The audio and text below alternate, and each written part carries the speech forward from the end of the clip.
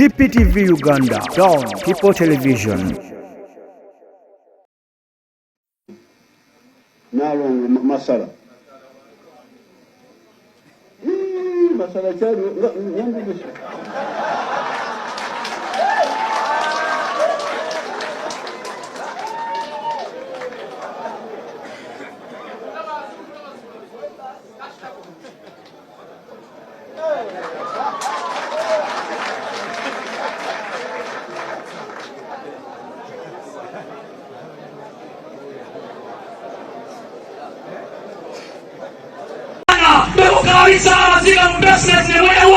Let me tell you, Jesus is watching and he's watching closely, guys.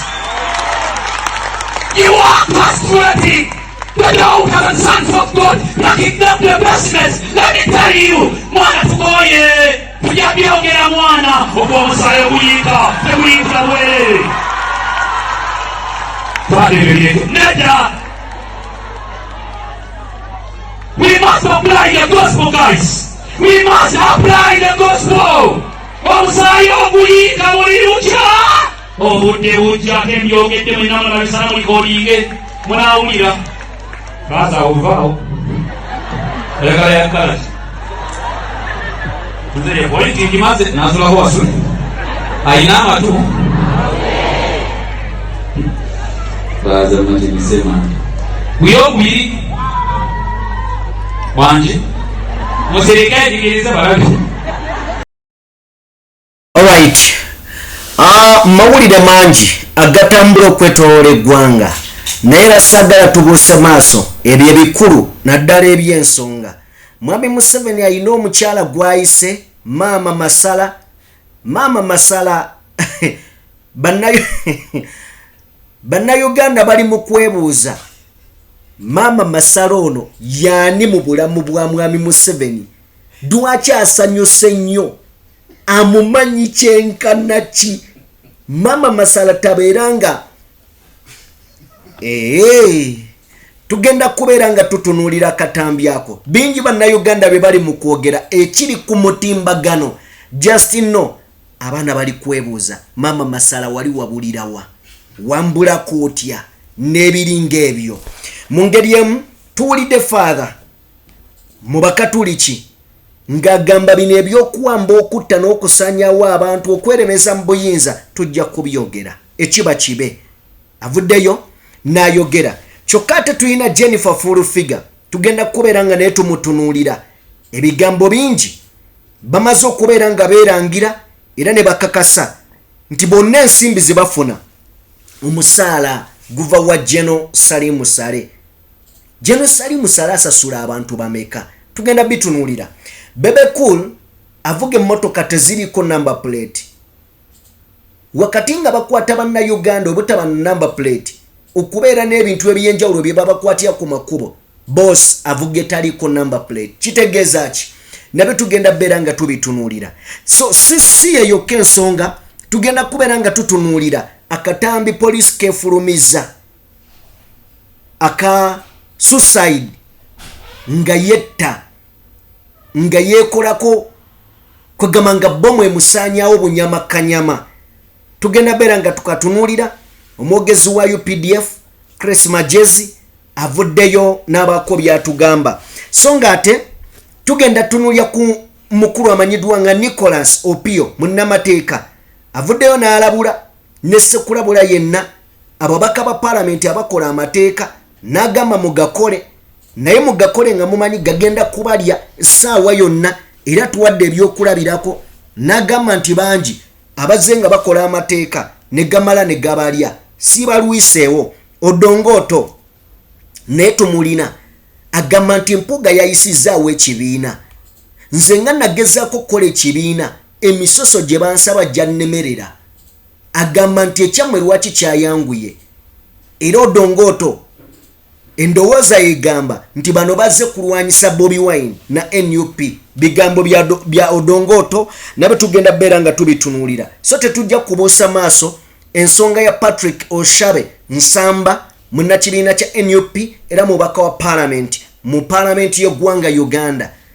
Avuddeyo n'annyonnyola kwaba bagamba nti Bobi Wine akwate Mundu oba balagire bakwate Mundu agamba bwato sibwa yagala okutwala obuyinza era ayongedde n'okutunnyonnyola ensonga weeziri eziwera wabula gano getusobodde okunokolerayo mangi getulina getugenda okubeera nga tubatuusa konzikiriza tusooke tukole bwe tuti then nkomewo tulambulule ensonga.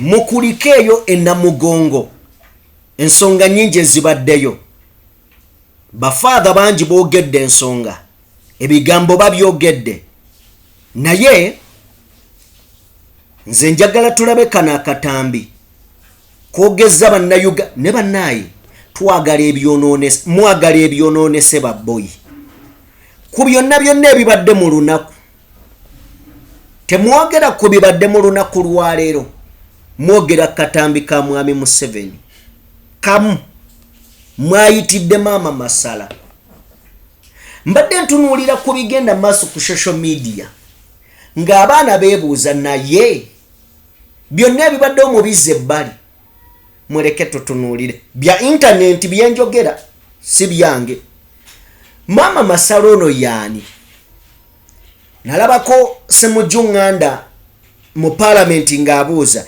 naye pineti yaani twetaaga okumanya pineti oyo kiki kyeyawa mwami Museveni okubeera nga buli budget tuyisa sente za pineti kyanjawulo kyekyo pineti kyeyawa mwami Museveni twetaaga okukimanya ate bwe kitaabe ki tuyinza obutakimanya Katonda yekka yakimanyi era sipiika n'amwambala n'amugamba owaayi mwami Museveni si awa pineti sente gavumenti ewa pineti sente n'agamba namulaba nga amwesinkanye kakati bannayuganda ku mutimbagano balemye okutunuulira ebintu bingi ebibadde mu lunaku olwaleero bo muzikubye n'ebirala ebiringa ebyo ne basooka batunuulira maama masala kakati asinze okunnyumira agamba bw'otunuulira maama masala emyaka mwali nozzaayo akatambi n'okubamu myaka gy'ensiko olabira ddala nga waaliwo ensiko just lwakuba abakazi bakaddiwa mangu sewogwana gugambe bw'olaba essanyu lya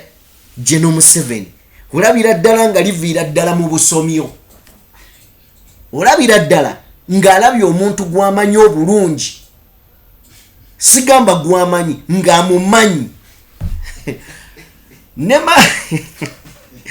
ne maama masala olabidde teyeekanze alabidde ddala omuntu gwamanyi obulungi kale ng'amutegeera era y'olumukutteko nagakiwedde emyaka gibadde mingi weewaawo tiweewaawo omukulu abadde musanyufu ebitaga tuwe katambi ka maama masala iraba essanyu lya avudde ne ku muzindaalo n'agenda anone maama masala Mogani abo wadde ki abe kola kole taga tukolere bantu masala cyari nyandisho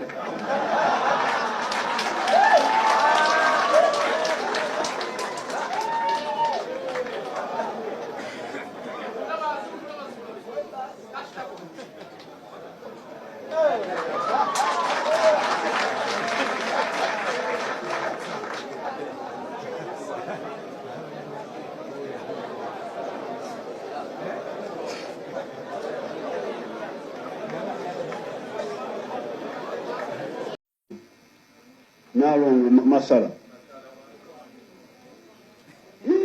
masala cyari nyandisho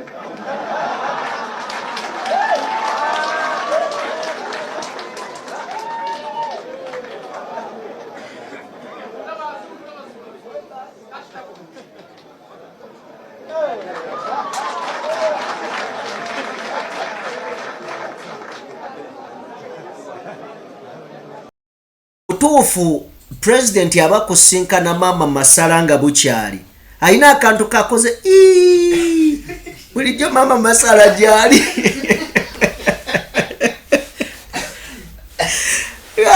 kale embazi tugiveeko sigyongerako birala naye ebyana bya social media tebitegeera nkuwulira amazima ebyaddala kale bwe tuba nga tuvuddeko eyo nzikiriza mukwaro gwange tugende mu katambi kano emirundi mingi tuzze tuwulira nti Gen. Musale alina ebisawo bya ssente era agaba ensimbi buli agendayo n'atuukayo agaba ensimbi era abawa ne twebuuza abantu abamu ku mirimu gye bakola ani abasasula kakati batandise okwerumiriza bulijjo tukitegedde nti bano bali ku musaala nga Gen. abasasula bo bennyini in fact ekyewuunyisa omu president wa munne ewa Gen.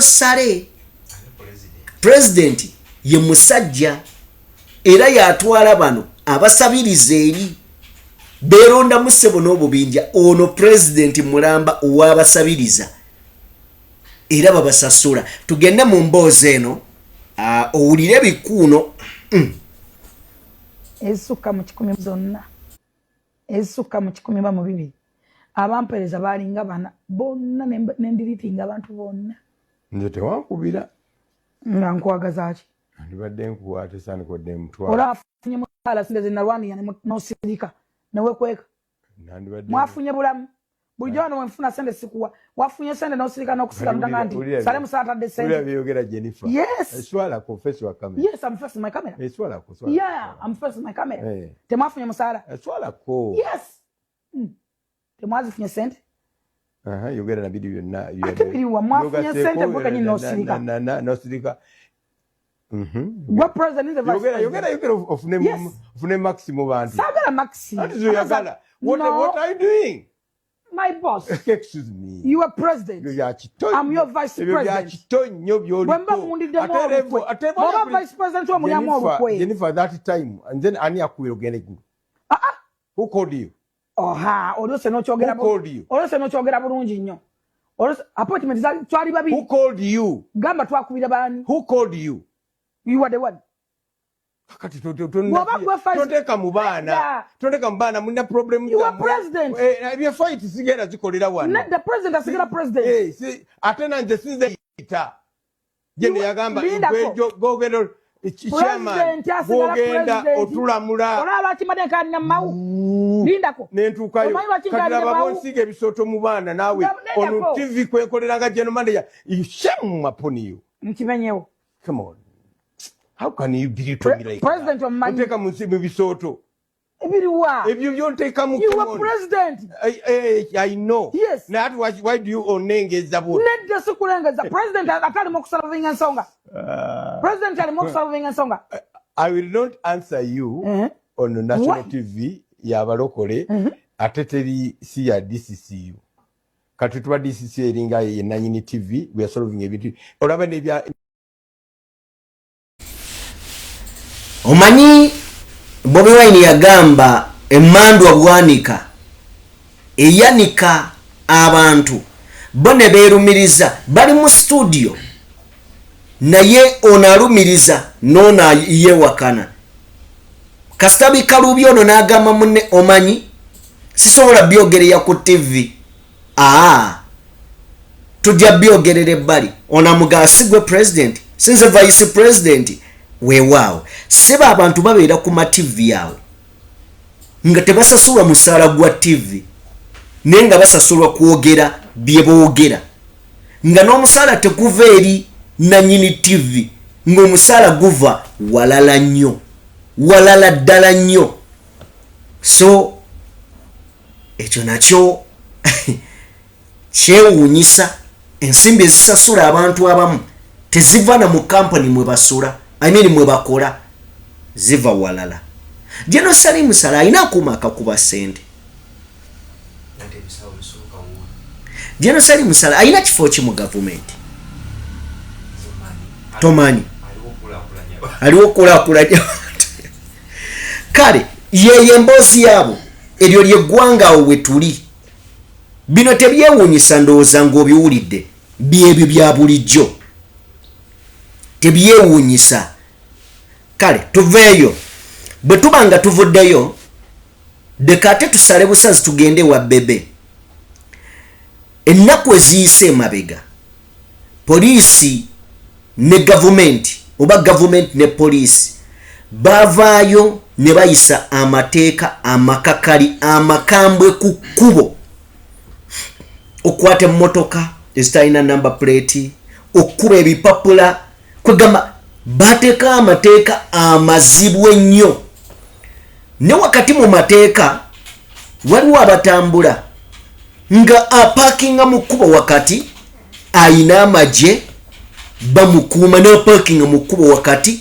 motoka terina number plate obugombe n'obutaala bw'omu maaso baabubagaana naye omukulu akulaga ayimiridde era n'obutaala kwebuli amagye weegali n'alyoka afulumako k'ebweru kakati yensi gye tulimu eno nga bakwata abantu abalala ye munene apaakinga mu kkubo wakati big size munene bawa zuwena kyekirala number 3 extra large so yoyo bebe tuli bamukisa nti amateeka gano gakakkanyiziddwamu gakendeezeddwamu nene wankubadde gakendeezeddwamu tebajjeemu kali akagamba nti tovuge nga mmotoka etaliiko number plate at least ebeera baziyita batya personalized number nga yo ng'omuntu yes kubanga eba esasulirwa omusolo oshegedde naye omukulu agivuga akatambi ako kalimu eddoboozi kalimu ambiyasi kale tuveeyo ndowooza ye bebe cool eyo no ye Uganda bwe tuba nga tuvuddewaawo nzikiriza ate tusobole okubeera nga tweyongerayo n'ensonga endala nayo nga nkulu ddala nnyo ensonga endala tugende wa omusajja amanyiddwa nga Nicholas Opio. Nicholas Opio yavuddeyo n'ayogera ku babaka ba palamenti abayisa amateeka nga amateeka ge bayisa ganyigiriza bannayuganda obanga mu ndowooza yaabwe balowooza nti ganyigiriza bannayuganda n'atuwa ebyokulabirako kwabo abazze bategeka amateeka naye ate ne gamala ne gakwata bo era bwe ndabye akatambi ka Nicholas kano nenzirayo ku mukulu amanyiddwa nga chief whip wa NRM amanyiddwa nga Anson Obua. Anson Obua yavaayo gye buvuddeko ne bamubuuza ne gano amateeka ge mubaga agakosa bannayuganda bwe tegali bakosa n'agamba nti ganaatusangawa ffe tuli mu buyinza mwami Museveni bw'anaafa nga Gen.Muhoozi akwata era ku tteeka erimanyiddwa nga UPDF Amendment Bill eryayisiddwa mu Parliament wiiki ewedde omukulu ono bwe bayita olukuŋŋaana lwa NRM Parliamentary Caucus lwe baatuulamu mu State House bwe yafuluma yategeeza nti tubadde tugenze tukunge banna NRM babeerewo bungi enkya mu Parliament bayise etteeka lino kubanga lyetaagisa ye tebimukwatako kasita ayise etteeka naye Nicholas Opio munnamateeka atunokoleddeyo webale nnyo oyo ye mukulu amanyiddwa nga Anson Obua gwolengera oyo ye yagamba nti amateeka ge mugamba ganatukwata gatusanzeewa Mwami Museveni bwanafa tuina standby generator ye Gen.Muhoozi nga taking over amateeka gali tukwata ddi ne katufuna omukisa ogufuna kwaba abagateese nga mu kiseera we bagaleetedde bayina ebifo ebinene daba munnange bwe geetooloola bwe gati ne gadda ate ne gakwata bo ne bawoloma tusooke tufuna akatambi kano. What next? What do you see? We now have what is called the What next? What do you see? We now have what is called the Bingira syndrome. A minister in a Obote government rushed through a law in parliament for emergency detention. Grace Stewart Ibingira. And when the law was passed, the first victim of that law was Grace Stewart Ibingira and his friends, who were promptly arrested by Obote and detained in Karamoja, of all places, flown from Kampala, detained in Karamoja. And when he was asked about the law, after his release from prison, Grace Ibingira said the law is a double crosser. The immediate case is the case of the Prime Minister of the Republic of Uganda, John Patrick Mama Mbabazi, put his name on two laws, the Interception of Communications Act and the Public Order Management Act, when he was a super minister. When he began to campaign against President Museveni, it was his wife complaining that they are now tapping our communications, even listening under our beds, under a law that he actually signed up to and led its enactment in Parliament. He was the first politician to be arrested under the Public Order Management Act there. While he was going to jail. While he was on his way to campaign in eastern Uganda. At the bridge in Njero, he was pulled out of his car by the late Kawesi in a public show of humiliation, driven back to Kampala and detained at Kero police station. Members of Parliament must be aware of that history. It was Jembo Kale Kaihura who led the campaign for detention beyond 48 hours, denial of bail.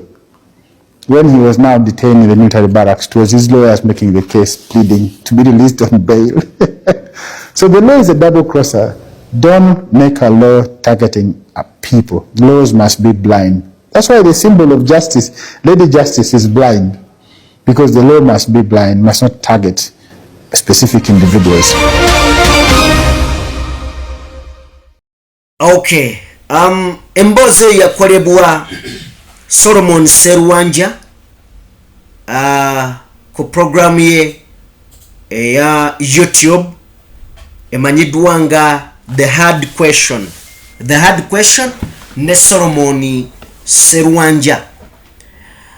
Now, bino omala obitegeera n'ogamba abantu nga Anson Obuwa bwe baba boogera bye boogera balowooza basuubira era bo tebamanyi nti olunaku lusobola okukya ne babeera nga amateeka gano gabakwata. Ekituufu kiri nti bamanyi nye tebategeera. Kigambo ekyo nkikozesa nnyo. Bamanyi yes naye tebategeera. Kituufu tebategeera ago mazima. Kituufu tebategeera ago mazima. Naye bonna benkuwadde awo abateesa amateeka ag'ekisiru baali ba NRM. Amama Mbabazi ne tujja ne tufuna Kale Kaihura ne tufuna bonna nga babamenye n'abaliwo ku mulembe gw'Obote bateesa nga amaanyi bagalina nga babuyinza. Naye kasita bw'abava mu ngalo emisango ne gibakwata amateeka bo ge baayisa ate ne bakuba enduulu ne balaajana. Kakati ekyo mwomala okitegeera kitutwale mu bigambo bya Odongoto. Odongoto mubaka yali mubaka wa parliament. Ndoza mu parliament eye-10. Mweno parliament eye-10 n'emu teyakomawo. Ne mu parliament eye-10 yaliwo nnyo. Odongoto avuddeyo nnyo ku nsonga ez'enjawulo ezigenda maaso mu ggwanga. Naddala okulwanirira abantu b'omu northern eyo. Yalabwa nakoyo ng'akuba abantu kibooko okutema ebibira byabwe ne bookya amanda ng'abasimula kibooko.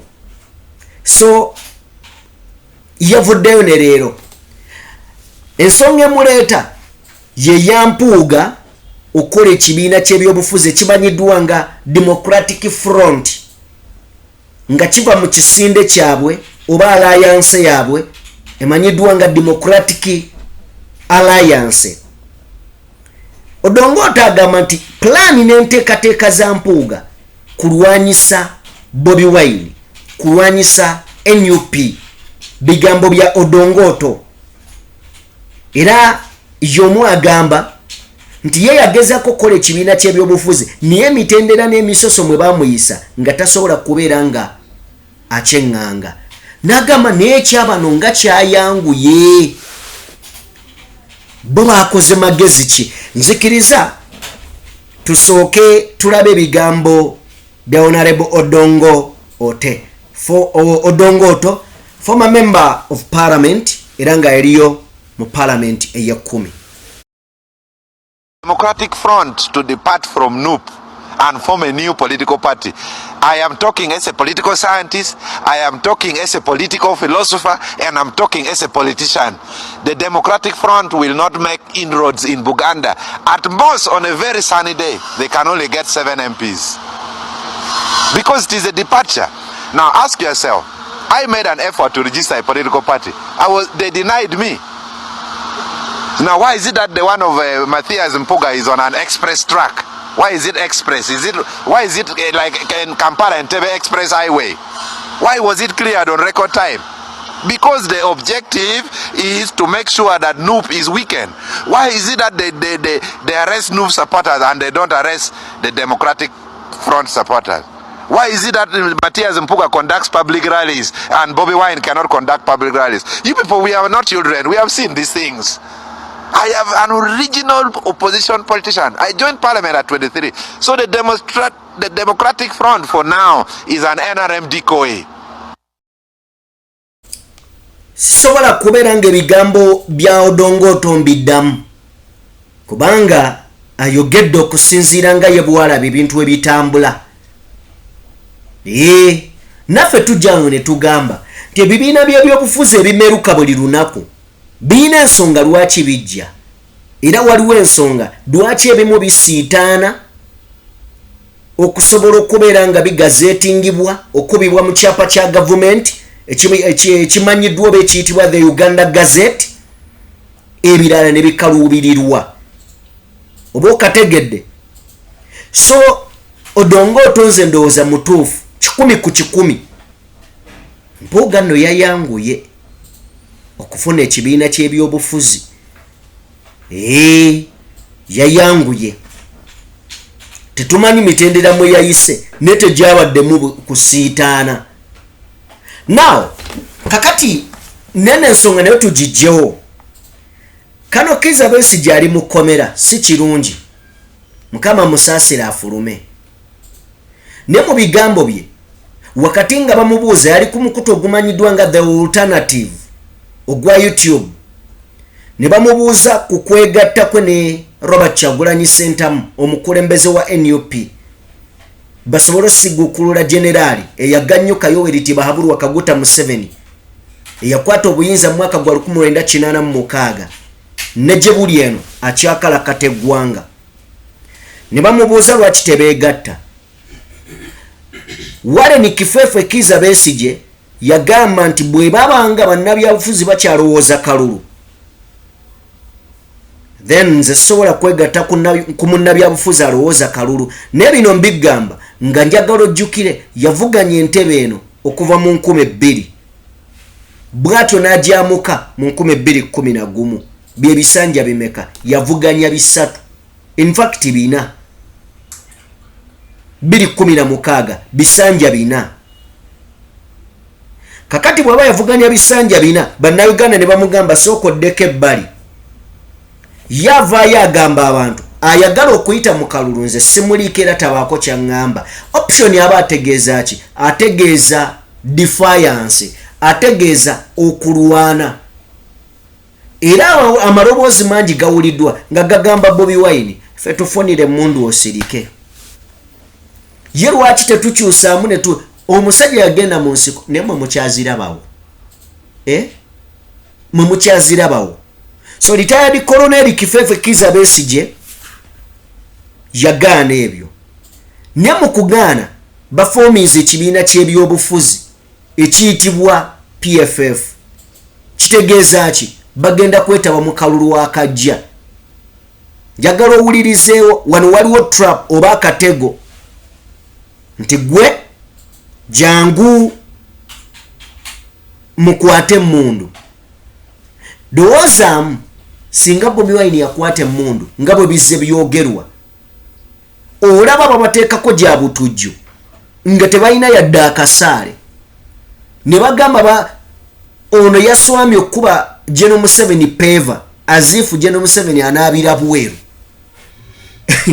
nti oli anaamuteega ku nsonda y'ennyumba. So owulira ensonga ennafu. Pointi yange gyenvuga yeeno nti emirundi mingi abantu baagadde okutomeza Bobi Wine nga bamutwala mu katego ak'okulabikanga ayagala okumamulako gavumenti wakati mu kikolwa eky'obumenyi bw'amateeka. Ne byonna avuddengayo ng'abisambajja era ng'agamba nti bw'ogenda n'okwata omuntu oba ne mwagala muggyeko mutwale obuyinza nga muyiye musaayi, kitegeeza bwe mutuuka mu buyinza oyinza okwagala okusigala mu ekyo kubanga oyina emisango gy'oziyiza egiyinza okuwaabirwa nti watta gundi watta baagundi. Kati buli wolowooza ku misango egyo bwe nva mu buyinza bagenda kuntwala oyongera okwenyweza mu buyinza n'owunzika nga toyawukanye n'ono gwe wali ovumirira. Kati simanyi wamutegedde abantu balemera batya mu buyinza nti akozesa violence okujja mu buyinza nga yeetaaga buyinza. Bw'amala okukola violence asse attisiza n'akwata obuyinza.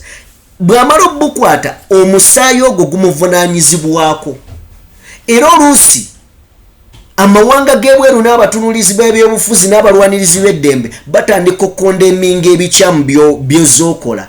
Ebyo byennyini bifuuka omusango ne wesanga lwo n'abakuwabidde mu ICC International Criminal Court. Kakati Bobi Wine agamba toyita mu violence kubanga bw'otuuka mu buyinza oyinza okwagala okwenywereza mu buyinza obutabuta kubanga otya emisango egiyinza okuddirira.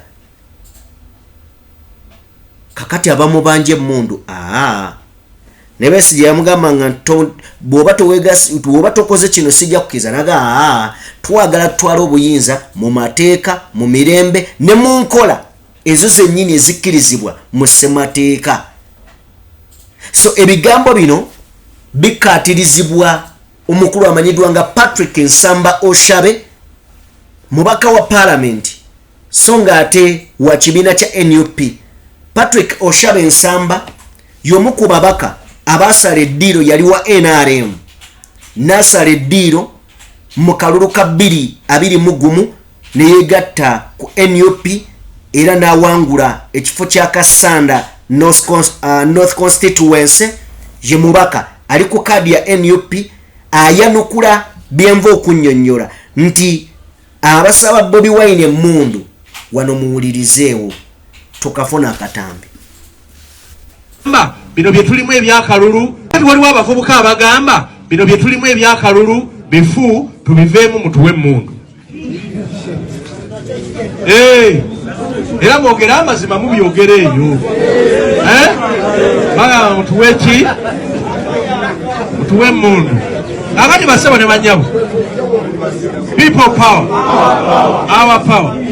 Kati njagala kubagamba bwenti Kyagulanyi Robert Sentamu ekyamazima Mundu sigawo baziba wadde okulwanyisa Museveni tasulako. Naye Kyagulanyi agamba bwati, Kyagulanyi Robert Sentamu agamba atya bwati nti gwe buli lw'onojja ne Mundu mu bukulembeze teri ajja na Mundu yatutwala n'atugamba mundeetereyo bambi nsaba owulirize yatugamba mundeetereyo mukulembeze omwe yajja ne Mundu n'atalemera mu mukulembeze. buli ajja n'emmundu olutuuka wali nga buli lwe mukayanamu bwe muti nga ajjayo emmundu agamba mujjukire eno emmundu ye yakola ki yeyandeeta kati Kyagulanyi Ssentamu yatumatiza n'atugamba bwe tunajjako Museveni n'emmundu era ekyamazima naffe tujja kukulembera abantu naki teri ayina mmundu awa abantu kitiibwa buli azze mu bukulembeze n'emmundu abantu aba balabanga ebitakola ki ebitaliimu ffe twali ekyankwanzi Mama Museveni n'atugamba ensi ebeerawo ku magumba g'abantu gavumenti yagamba gavumenti ziyimirirawo ku magumba g'abantu naye ekyo nze okuva nali ekyankwanzi nkirabye emirundi mingi ab'e Kasese yabatta misana ttuku ku makya n'abatta abantu 10,000. Oyinza okubeera ng'obuzaabuziddwa omusajja bw'agambye ffe we twali ekyankwanzi Museveni yatugamba nti gavumenti eyimirirawo ku lw'amagumba g'abantu talimbye. Natandise wali nga nkugamba Patrick Oshabe Nsamba mubaka wa parliament ali ku kadi ya NUP naye yasala mu 2020 neyegatta ku NUP yali wa NRM. Bw'agamba nti baali to confusingibwa n'ogamba ate eyo yagendayo ddi gye yava. Okategedde? So ebyo byonna weebiri naye njagala era onzikirize tubiteeke ebbali kozi mmaze okunnyonnyola.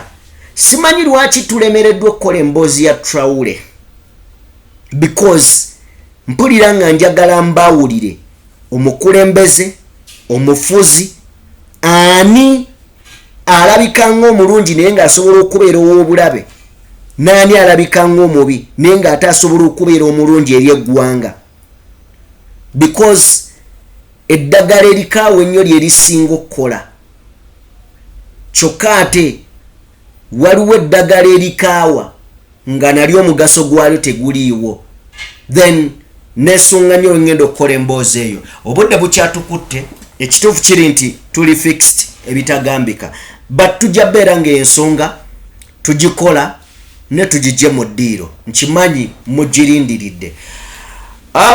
Bwe tuba nga tuvuddeko eyo njagala onzikirize tugende butereevu mu nsonga ze Namugongo. Namugongo bingi ebibaddeyo.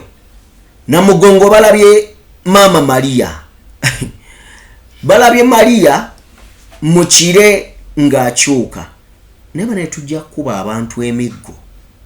N'ekirala simanyi oba bantu mmwe mugenderedde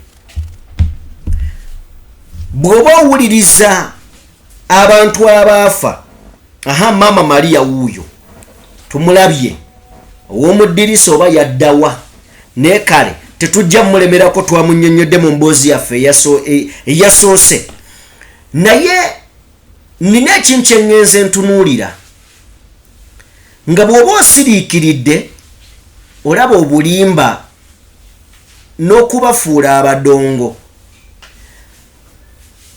Abantu abaafa abajulizi abaafa baali ba ddiini ndowooza nnya. Kwaliko Abakatuliki, kwaliko Abakristaayo be ba Anglikani, Abakatuliki ba Catholic, ne kubeerako Abasiraamu si bwe kiri Abasiraamu nabo baaliko, kwaliko baani abalala si beebo basatu Abasiraamu, Abakatuliki Catholic, Abasiraamu ba Muslim, Abakatuliki Catholic ne Abakristaayo. Abakristaayo be ba Anglican. Naye abantu bakonfusingibwa nti oluusi emikolo gibeerayo ebiri olumu ne bagigatta nti waliwo lwe beegatta bonna ne babeera e Namugongo, waliwo lwe bateegatta Abakatuliki ne bakola bokka n'Abakristaayo ne bakola bokka. Bw'oba owuliriza embuulira y'abano eyawukana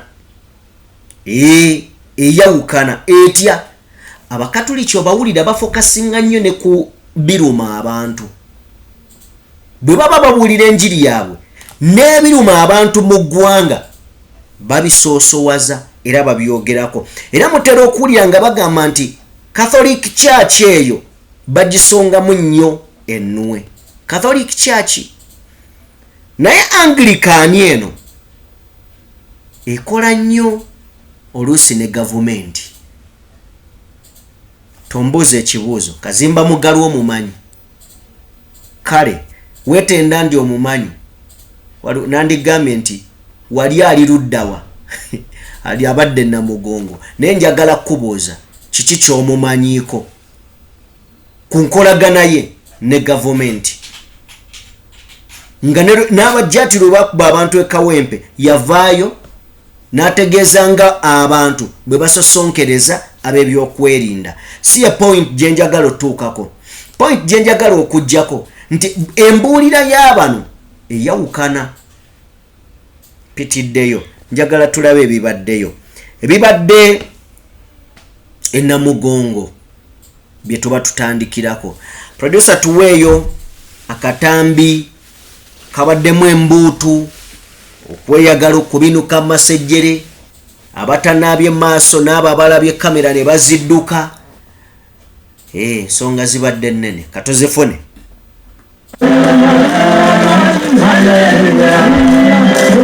okulamaga kuno tekusosedde mutona mukulu mu mazina ageebaza omutonzi abayisizza mu lugendo lwabwe. Buli abadde ayingira munda ng'asooka kunoonya we bakima amazzi era bagakimye mu ngeri yatommalirawo.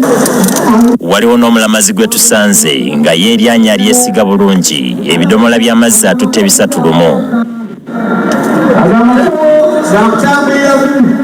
Waliwo we batuuse ne bateekamu ennyimba eziriko omudigido era omusisita ono tezimulese muzaamugula.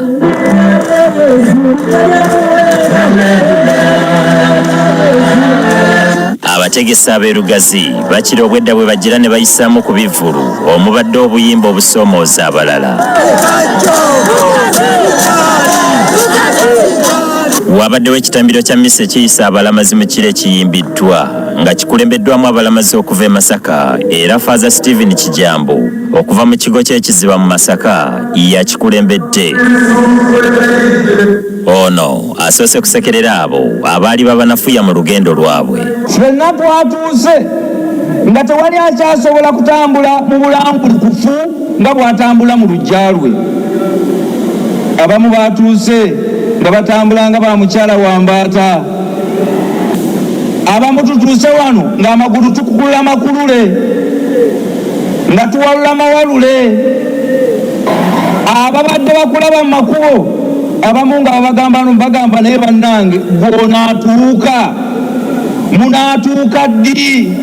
Babadde beefuula abatumanye ennyo kati wano tuliwa. Mu kubuulira kwe bakira obwedda bw'alyako n'emundago okutabadde engoma nga n'abalamazi bwe banyeenya ku galiba enjole. Omwana waalo atinzira olutindo okwamuusya abasese. Yebale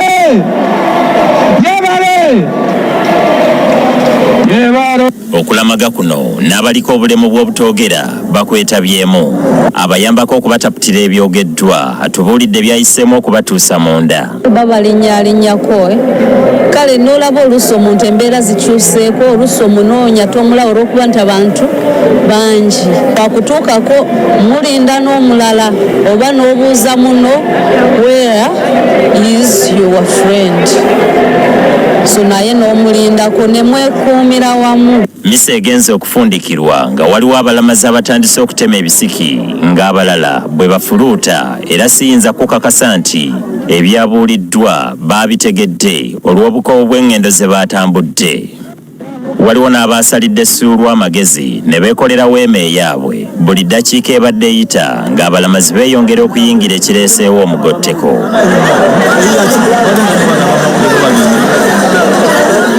waliwo we tutuuse naffe ne twesanga ng'omugotteko guno gutukwatiddemu nga bw'oba tewali abbalugu oyinza okutendewalirwa n'ogwa. Mu kwesindika kuno waliwo n'abazirise era ne bayolebwa okuddusibwa mu ddwaliro. Abalamazi bano batubulidde ekisinze okubaleeta ennamugongo. Nazo okusabira of course obulamu ne breakthrough n'okusabirako bakadde bange ne plans endala ez'omwaka. Nze nsinga okusaba okukkiriza kwange kweyongere ebirwadde bibe mu famiri yange na capital yange eyongere. Naze kulya mbizi. Tejandese mani. Najoli mundanga tebagitunda yo. Ani kati njagala afuluma ne mwana akakuba omwana akajja mu kanji. Nze ndya kiro nga 2 n'ekitundu. Mpakira bana abalya. Nzega nange bemperekeddeko bajje balye banyumire. Waliwo n'atutegeezezza nga bw'asaze eddiiro n'ava mu ddiini gy'abadde asoma. Nakasaga Farida. Naze ndi musiraamu naye nga sibikkiriza then nange neefuna omwoyo kati neefuka mu Katoliki. Nga tumaze okwetegereza embeera nga bw'ebadde munda tutanduludde ku bigere ne tudda wabweru wa basirika. Eno tusanze ennyiririza abalamazi abayaayaana okuyingira munda nazo mpanvu ebitagambika nga waliwo n'abakooye okuyimirira kwe kukakkana mpolampola ku lya Buganda era ng'okuyingira munda nga kikwetaagisa okulinda wakati w'eddakiika 15 ku 3. Yadde bwabadde budde bwa kiro enjala teyeerabidde kuluma abalamazi bano era ne baddukira gyetundirwa. Otulonga bwe tutamanya alirira nnyina waliwo gwe tusanze yeebase mu mali gye yaleese okuguza abalamazi era nga bw'oba oyagadde osobola n'okweguza kyonna ky'oyagala. Waliwo ababadde bakyamuse dda era tubasanze balya mu ndago.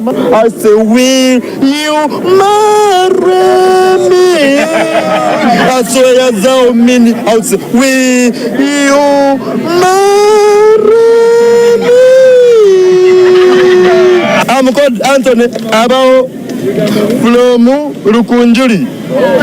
Vuda Lukungiri kubigere na Simbla nga 20 years. Ozekola ki? Nzokula magane nsanze na mugongo ng'enyuma sigenda kuddayo mu kyalo. Abalala ne ku bigere obadde olabirako nti amazina gabakutte ogw'obutiko.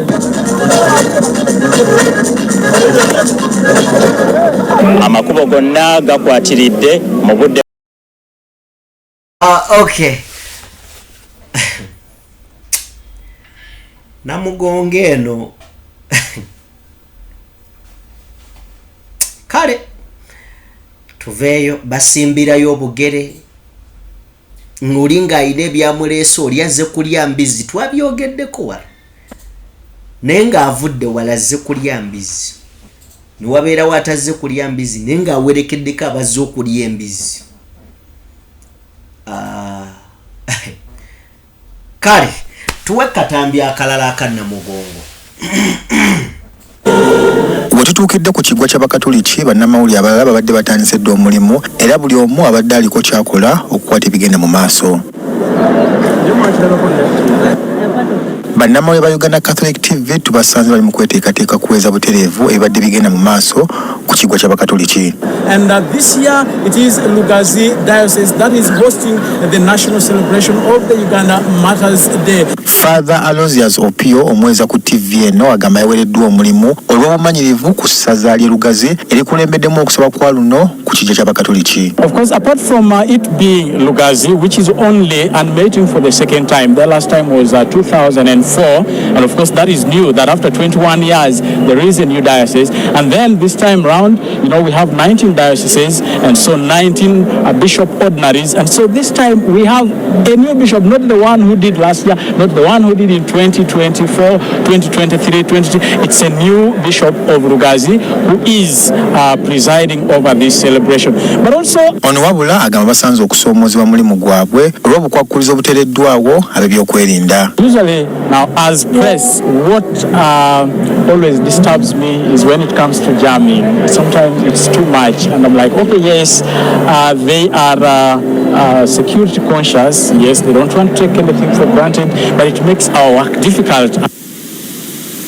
Bannamawulire abalala okulinda bakolera ku leediyo badde bakola butasamukka butasamwoyo okuweeza amaloboozi eri abawuliriza baabwe. Ye Patrick Kyamandu manga akulira ku mukutu gwa Kasese Guide Radio we tumusangidde atubulidde nti abali tanafuna ku mpeka ya tulo kubanga ekyo kyonna akimaze mu lugendo olumutuusiza ku kiggwa kino. Ruga haranga Kasese nitutevolinga muno notwara saa munana uchali mu matoka okwika Kampala nusanga ujwahire okwika hano nibatuteka mu checks nyingi ze security. Mujeka aba radio baba TV balabiddwako nga teri kifaananyi kyebagala kusubwa.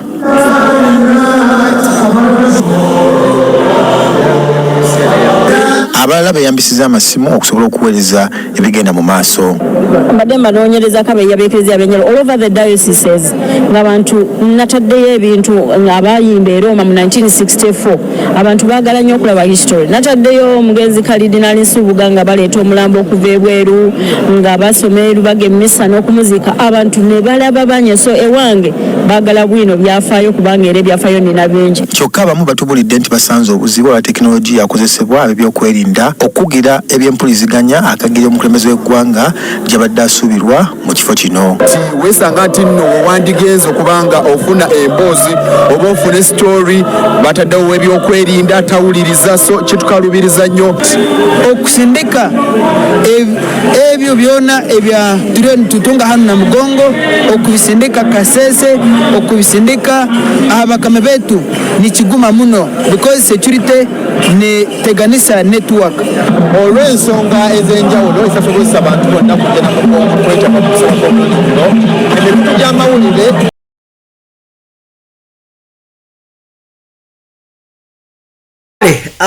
Buterevu nnyo ye Namugongo. Namugongo kamwogereko ekintu ekirala kimu. Of course ebyekisiru bingi ebirabise. Kyokka ate waliyo n'ebyamagezi bye bisinga obungi. Ne kanjogere ku mboozi enkutteko nnyo ennaku zino eya Namugongo. Waliwo omuwala gwe bayita eyeekazaako oba gwe baakazaako erya I came using foot. Mwe buli lunaku believe in yourself.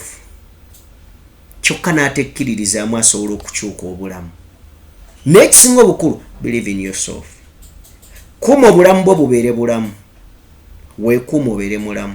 Saba nnyo Katonda akuwangaaze. Bino mbibagamba nga muwulira oluusi muyinza obutantegeera. Buli lunaku lw'ozuukuka ng'oli mulamu. Buli lunaku lw'ozuukuka ng'oli mulamu, Mukama Katonda aba akuwadde omukisa okutereeza ensobi z'ozookola mu nnaku ze eziyise. Omusirusiru yekka atasobola kutegeera nti olwaleero lukedde lusaana lube lulungi okusinga olwajjo. Omukisa gwe tewali we baaguteeka guli buli wamu. Gujja kukusanga mu ttooyi, gujja kukusanga ku lumbe, gujja kukusanga mu buli kifo, naye gusanga mulamu. Bwe ndaba omwana ono I came using foot, nziramu n'entendereza Katonda nti wakisa.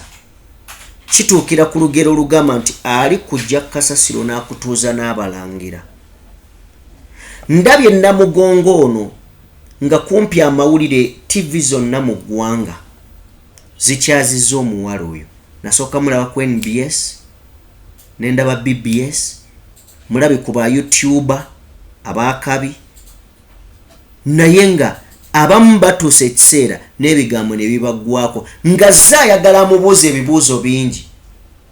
Nyo embeera gy'amusanzeemu ebigambo ne bimuggwako. Oyo ye muwala. Bw'ati bwe yali afaanana. Mu bigambo bye bisobola kwerabira, ebimu ku byasooka trendinga va ku nazze nga ntambuza bigere byange. Wabula Namugongo awo mu mbeera gye yalimu baamukozesa, baamwebakako. Oba okitegeera? Era ng'abyeyogerera baamwebakako, baamukozesa mu kiro ekyo ekya Namugongo. Naye abantu ne batwala nnyo sayidi y'ebigere, najja ntambuza bigere ne ka trendinga. tudde bw'olaba omuwala ono engeri gy'ayogeramu gy'ayatulamu ebigambo engeri gy'afaananamu olabira ddala nga mbutuufu ekitiibwa kya Katonda. Mwoyo omwana ekitiibwa kya Katonda kirabikiramu bulungi nti enkyukakyuka y'obulamu bwe naawe ali eyo gyegomba, enjawulo eri emu tomufaanana bwe yali, nye naawe ogyegomba. Mutunuulire n'ebimu ku bigambo ebyawandiikibwa, she is a living testimony. N'essaawa ya leero oyo omulaba ekifaananyi kigyeko bayinza olowooza in fact abo baali bamukubye, awo yali akubiddwa eyo mu katale kaali kaawa. Bino byeyagendanga ng'akola byakola ebyekiralu bamukuba bubi nnyo, era in fact ndowooza ekyo ekifaananyi ku olwo omukazi oyo yamuyamba dwamufuna nga bamukubye. Man, bw'olaba omuwala ono n'omusinkana n'otafuna ku mukisa oba n'otafuna mukisa gulaba ku byayitaabye n'owuliriza ng'ayogera ogamba mundeke ntwala ono, ogamba mundeke ntwala ono. Ayogera mpola, ebigambo bye byabbalirirwe byakubala, kyatamanyi takyogerako. Mpuliriza interview z'ono omuwala ne ngamba yes, Katonda akyusa obulamu. Gwe wenna ali eyo lekerawo okwevuma, lekerawo okubuuza Katonda ebibuuzo lwaki nze. Obuuza Katonda lwaki nze ne wali afudde, talina kibuuzo kyasobola mubuuza. Oli mu kwemulugunya mu nseero wali ali ku kitanda naye nga gwe byoli mu kukkulumira yabirina naye ali ku kitanda. Tulekeraawo okwemalamu amaanyi, tulekeraawo. Mutunuulire bw'afaanana. Kyokka ekyo kifaananyi twogera ku kifaananyi era ekiyiseeko akaseera. But bw'omulaba olwaleero wuuyo kompeyalinga oyo gw'olabaawo n'ekifaananyi kiri kye tulabye emabega. Ekyo ekifaananyi then era ofune ne kino ekipya. Ayambadde bulungi, asibye akaviiri, alabika bulungi, n'abaagala nnyasha alina. Okitegedde? N'abaagala nnyasha alina. So bannange tulekeraawo okwenyooma, bannange twenyumirize mu bulamu bwe tulina. Buli woozuukuka ng'oli mulamu weebaze Katonda, mugambe taata weebala ekirabo kino kyokyanjazise. Nkimanyi siri bulungi n'ebyo n'obimanyi, oteekeddwa okubeera n'ensonga lwaki nkyali mulamu. Kompadde obulamu buno nkozesa mbeera ekyokulabirako. So omuwala ono byonna mbireese kubanga leero olunaku lwa Namugongo, I mean lwa bajulizi. It's a Matters Day, not so? Omwana ono ensi emulaba okuva ku lunaku olw'abajulizi. Naye mu kumulaba mu kifaananyi ekyokuzannyisa obuzannyisa, ba TikToker ne bagenda ne bakola bye baagala, amusanze eyo n'akwata, ba YouTuber ne bafuna eŋŋombo. Ne mutunuulire kyali leero, mutunuulire. Nkugambye Katonda n'amukusanza n'ofuna omukisa ogutamanya bino bye twogerako ebyemabega. Bw'omutwalira banno bakuga yes, olina omukazi yono ndaba interview zokka. Bale Morgan, in fact ndowooza enkya tukoleko ko tunoonyeko ku butambi bw'omuwala ono, tunoonye ku butambi bw'omuwala ono nga busatu bonna. buli obukadde ne kubuno obupya. Nalabye Kasuku ngali speechless. Yagambye nze njagala kubuuza ebibuuzo bingi naye sikyalina bimpeddeko. N'owuliriza engeri kyayogera. Yenna ayigiriza omwana ono amuggyemu embeera kuba yali mulalu, yalina obuzibu ku mutwe. Ne kati ayina omulimu asiba nviiri. Abantu bamukkiririzaamu. Nkiddamu nga nva ku mboozi eno. Buli muntu yenna ng'okyassa. First webaze Katonda. Kubanga abagenze leero abagenze jjo n'akutuse ku sekendi eno wondabidde. Mutunuulire amazima ga Katonda. In fact otukoze obulungi bw'atyo bwe yajja ayambadde Namugongo. Bw'atyo n'akaveera kwe aku kyamulibwa kalungu bw'atyo. Naye newankubadde yali bw'atyo, ab'e Namugongo tebaalemererwa kubeera nga bo bamulya. Kati buseka ki? Nammwe nkola n'abaanyi bano. Batya. Kachege. Dumu mujja kunvumya mmwe mbabuulire. Kali chichi museka ki?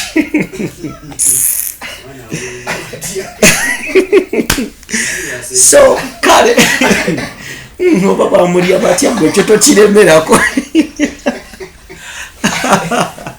So anyway yeye mboozi sagala kubeera nga njisukkakaawo, but I think emyaka gyonna egize gibeerawo. Obumu ku bujulizi bwe tulina ku Namugongo is that young lady. Ebyaddala atuyigiriza bingi, tumuyigirako bingi, era nga tosobola kubuusabuusa maanyi ga Katonda. Zikiriza tuveeyo. Okay. Lwaki sibasiibula?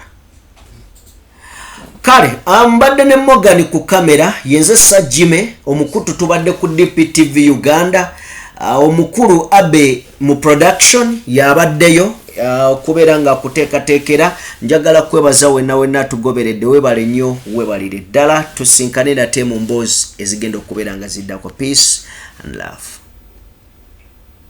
Balungi abatuuliriza era abatulaba, olunaku olwaleero tukyaddeko ewa Sheikh Asiraf Dembe. Sebo sanyusa okubalaba. Amannya agange Yezeseeka Asiraf Dembe akola ku bizibu by'enjawulo. Omuntu singa aba alina ebirwadde musomereddwa, tumuwa amazzi ga lukuya nga bw'obadde ogalaba, tugenda abantu ku kyoto ne twokya emizimu emibi egibabaamu n'okulombeddwa. Abantu singa abeera ng'ali wano atuuse, sobola okumulombereddwa. Ne waba atatuuse nga mpadde amannya ge naye ng'ali wala. Neetaaze enamba yange yeno eri 0701763711. Namwe bannyinaffe abali ebweru oyagala okuba nti oyagala okulombera ku ddwa ng'olina ebizibu, viza zibuze, amaka gakolongotana, sente zikola zimpita mu ngalo, ojja kumpeereza ekifaananyi kyo n'amannya go, ebyo byokka bijja kummala. Nja kukulombera edduwa, ojja kutereera. Olunaku olusembayo mu mwezi mba n'edduwa eyawamu ffenna n'abalwadde bange abakadde n'abapya. Salaamu alaikum warahmatullahi wabarakatuh.